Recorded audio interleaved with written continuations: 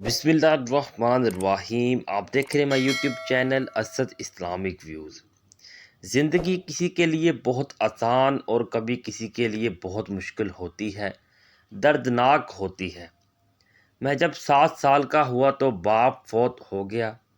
یتیمی حالت میں دھکے کھاتے کھاتے 16 سال کا ہوا تو امی کو کینسر ہو گیا۔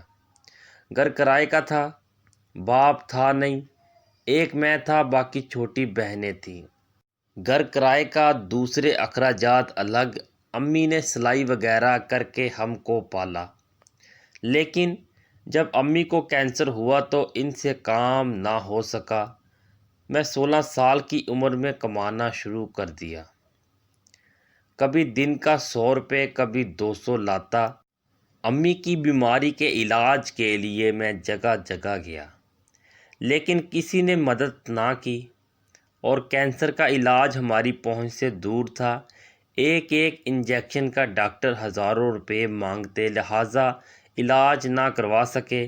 میں امی کو روز سکتے دیکھتا۔ ان کی تکلیف کو دیکھ کر میں سو نہیں سکتا تھا، لیکن میں بے بس تھا، ان کی تکلیف کو دور نہ کر سکا۔ میں خود اس وقت 16 سال کا تھا، کچھ پاس نہ تھا۔ امی نے بہت درد برداشت کیے، اور آخر بیچاری کتنے درد برداشت کرتی۔ 2 ماہ بعد میری گود میں ہی امی وفات پا گئی۔ انسان کے پاس پیسہ تو ہو، وہ کم از کم زندگی تو واپس نہیں لا سکتا، لیکن انسان کی تکلیف میں آسانی ضرور کر سکتا ہے۔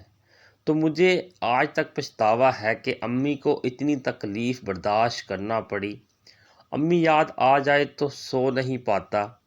آج امی کو گزرے 18 سال بیت گئے۔ امی کے بعد میں ٹوٹ گیا، دل چاہا کہیں بھاگ جاؤں، لیکن بہنوں کی طرف دیکھا تو سوچا بہنوں کا کیا بنے گا، لوگ نوچ کھائیں گے۔ پھر اٹھا، 16 سال کی عمر میں کمایا، کبھی گاڑیاں صاف کی، کبھی ہوٹل پر کام کیا، باری باری بہنوں کی شادیاں کرتا رہا۔ سب بہنوں کی شادیاں کر دی۔ یہ سب کرتے کرتے آج میری عمر 35 سال ہو چکی، اور آج بھی میری سیلری 20,000 ہے۔ گھر کرائے کا ہے، اور کل میرا بجلی کا بل 13,000 آ گیا۔ 9,000 مکان کا کرایہ، 13,000 بل، 20 سے اوپر یہی بنتا، اور میری خالی 20,000 تنخواہ۔ کھانے پینے، دنیا داری کے اخراجات وہ تو الگ ہیں۔ تو میں نے یہ سوچا یہ تو مڑنے والی بات ہے، تو میں نے نوکری سے واپس آ کر شام کے وقت فنگر چپس کا کام کرنے کا فیصلہ کیا، لیکن جب سارا حساب کتاب کیا تو 15,000 کا خرچہ۔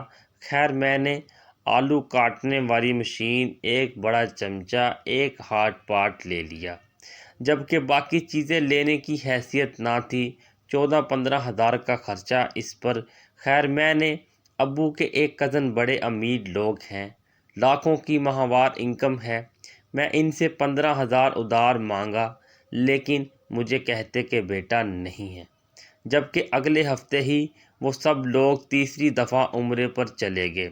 خیر میں 2-3 اور جاننے والوں سے مانگا، لیکن ہونے کے باوجود انکار کر دیا، ورنہ 15,000 کی آج کل کیا حیثیت رہ چکی ہے۔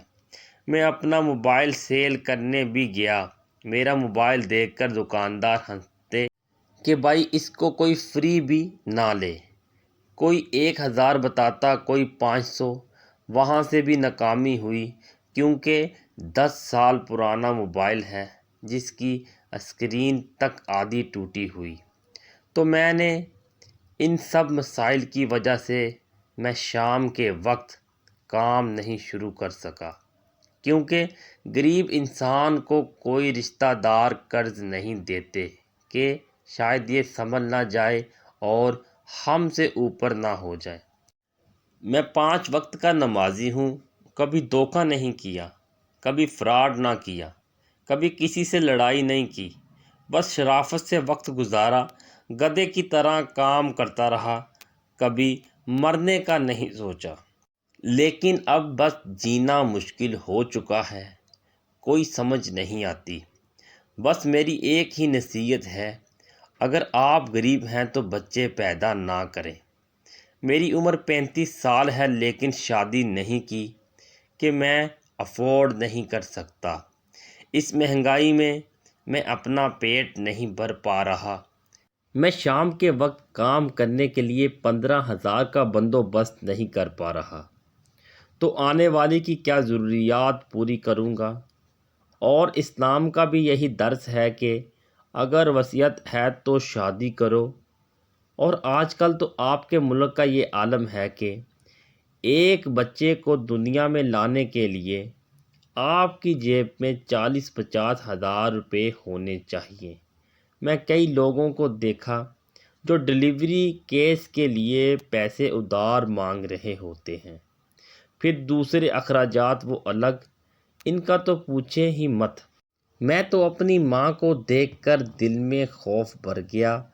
آج کل غربت سے زیادہ کوئی بری چیز نہیں۔ غریب کا کوئی دوست نہیں، کوئی یار نہیں، کوئی رشتہ دار نہیں۔ باقی تو چھوڑو، انسان ڈاکٹر کے پاس تک نہیں جا سکتا۔ غریب کی اپنے ملک میں کوئی زندگی نہیں ہے۔ تو میں نے یہ سوچا تھا شام کے وقت کام کر لیتا ہوں، شاید حالات کچھ بہتر ہو جائیں، لیکن کسی نے ساتھ نہ دیا۔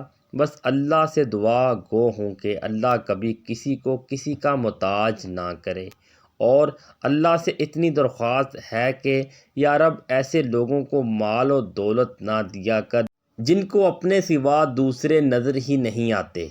اسد اسلامک ویوز، امید کرتے ہیں آج کی ویڈیو آپ کو پسند آئی ہوگی۔ ملتے ہیں نیکسٹ ویڈیو میں، اپنا خیال رکھیے گا، تب تک کے لیے اللہ نگہبان۔